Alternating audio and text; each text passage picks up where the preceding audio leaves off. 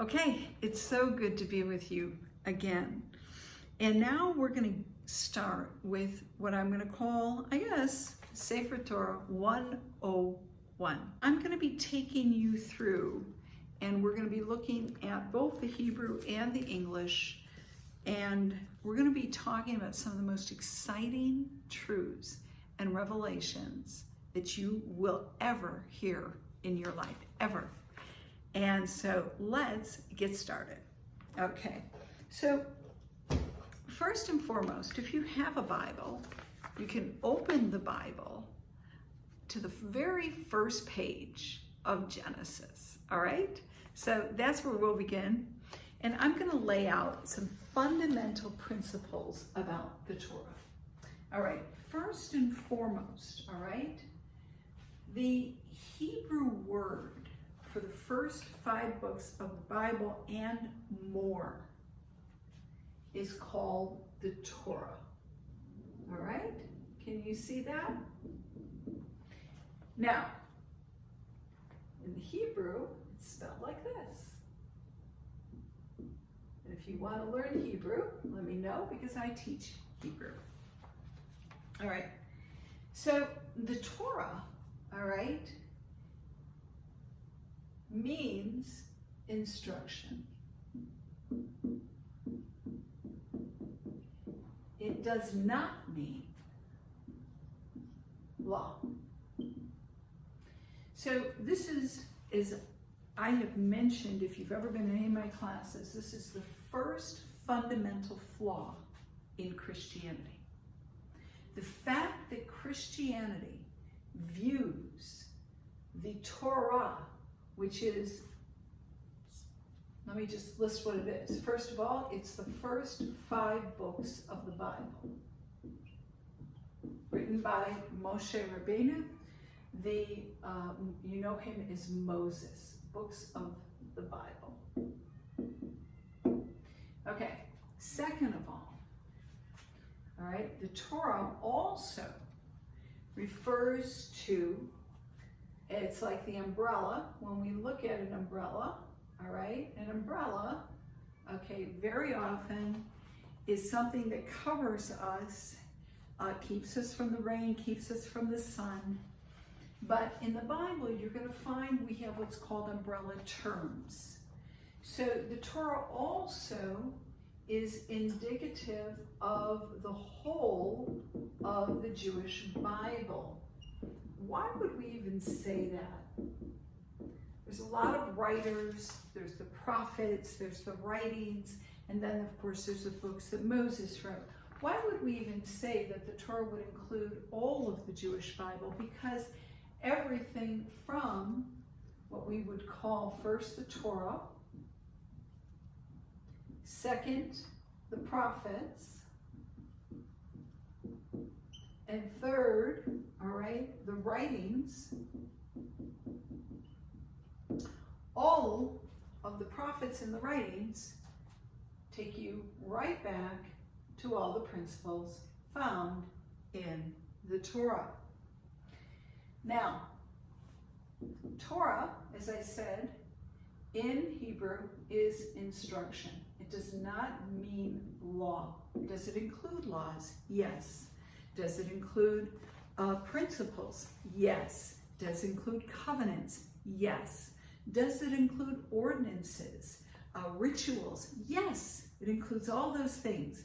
But does it mean law? No.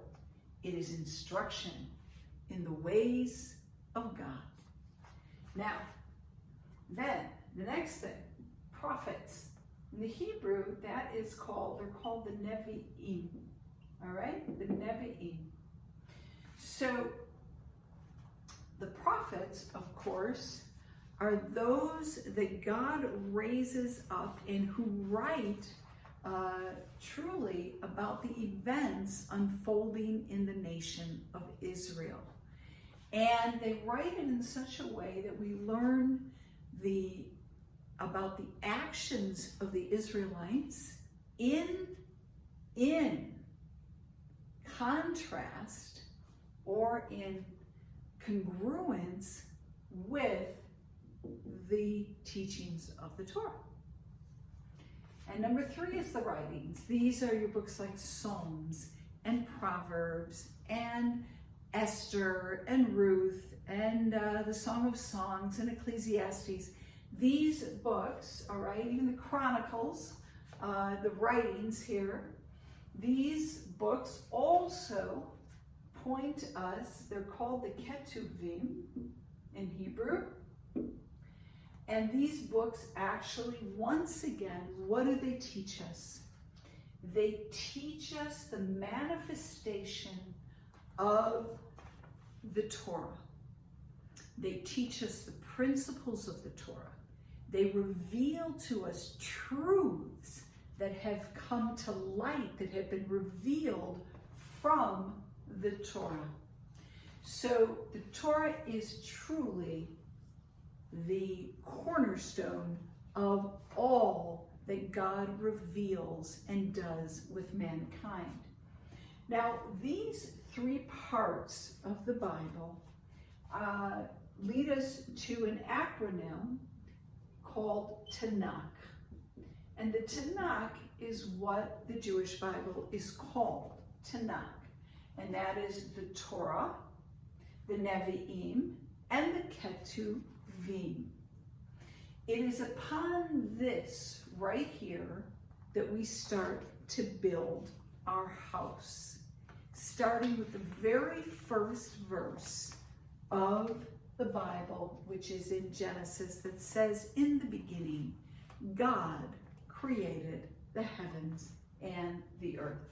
So what do we see? First and foremost, creation. Okay. So in the very first book of the Bible, God teaches us about creation. And he shares with us some very, very important truths. The first one is how creation regenerates itself, how it procreates, how the way that God created everything, he created it with the seed within itself. All right. The next thing we learn, or, very honestly, we learn about with creation is not only procreation, how things procreate, they keep and continue to create, but we also learn about order. We learn this is one of the first laws that God reveals to man, and that is that he is a God of order. In the whole process of creation, what you actually see from the very first verse till the end of the first and even the second chapters, but we're going to go take the first chapter, he takes chaos and he brings tohu, darkness and chaos, and he brings it into order. So let's stop right here and understand this is the essence of the building blocks of the house that God is going to build. And he teaches us 2 major things in the first part of creation, and that is how creation can procreate and how God is a God of order, the law of order, and how he takes us in all of creation from something that is very chaotic, and he starts to put everything in order.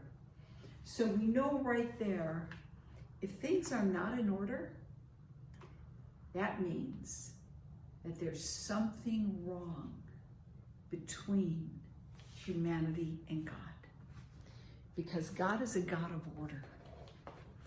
And when things start to go insanely crazy, like they are right now, not only in America, but around the world, that means that there's a breakdown between God and man, and things are going and trending towards chaos. So, on that note, it's really good to see you, and I will see you in the next video.